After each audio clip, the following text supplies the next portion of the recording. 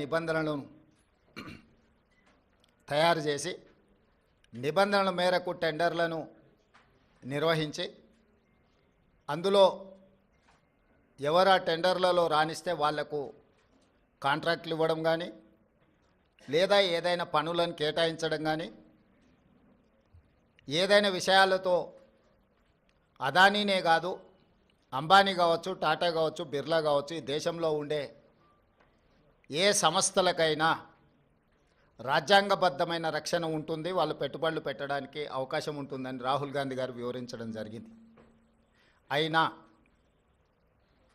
జర్నలిస్టులు కావచ్చు, రాజకీయ పార్టీలు కావచ్చు, పదే పదే తెలంగాణ రాష్ట్ర ప్రభుత్వానికి ప్రతిష్టాత్మకంగా తెలంగాణ రాష్ట్ర ప్రభుత్వం భావించి ప్రారంభించిన యంగ్ ఇండియా స్కిల్స్ యూనివర్సిటీకి కార్పస్ ఫండ్ కింద రాష్ట్ర ప్రభుత్వం నిధుల స్వీకరణ కోసం చేస్తున్న ప్రయత్నంలో భాగంగా చాలా సంస్థలు ముందుకొచ్చి రాష్ట్ర ప్రభుత్వం ప్రారంభించిన ప్రతిష్టాత్మకమైన యంగ్ ఇండియా స్కిల్స్ యూనివర్సిటీకి నిధులను ఇవ్వడం జరిగింది.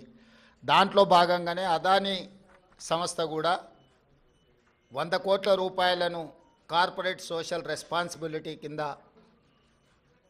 తెలంగాణ రాష్ట్ర ప్రభుత్వం ప్రారంభించిన యంగ్ ఇండియా స్కిల్స్ యూనివర్సిటీకి ఇస్తాము అని చెప్పి ఆమోద లేఖ ఇవ్వడం జరిగింది.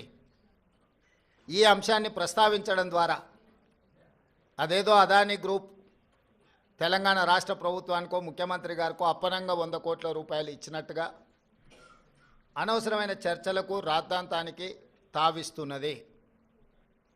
వాస్తవంగా ఇన్కమ్ ట్యాక్స్ క్లియరెన్స్ లేకపోవడం వల్ల ఇన్కమ్ ట్యాక్స్ నుంచి మినహాయింపు తీసుకోవడానికి రాష్ట్ర ప్రభుత్వం చేస్తున్న ప్రయత్నము నిన్న మొన్ననే 80B కింద రాష్ట్ర ప్రభుత్వానికి యంగ్ ఇండియా స్కిల్స్ యూనివర్సిటీకి అనుమతి ఇవ్వడం జరిగింది.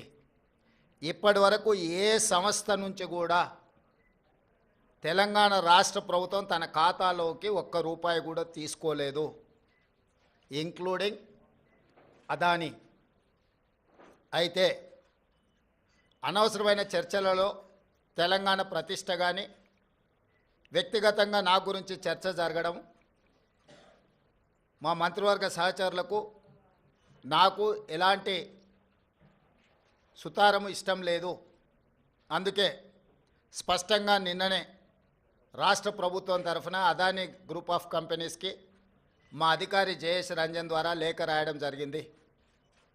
జరుగుతున్న వివాదాలు, ఆరోపణలు, రకరకాల పరిస్థితుల వల్ల